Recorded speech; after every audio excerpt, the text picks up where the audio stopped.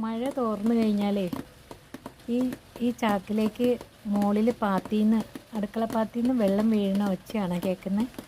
മിക്കവാറും ഇതകത്തുനിന്ന് നല്ലോണം കേൾക്കും.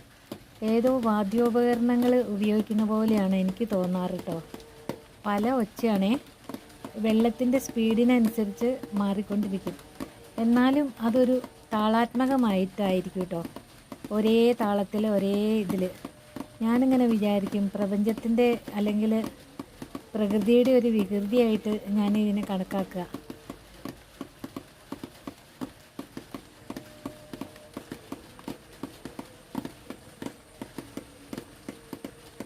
കാതോർത്താൽ അറിയാം.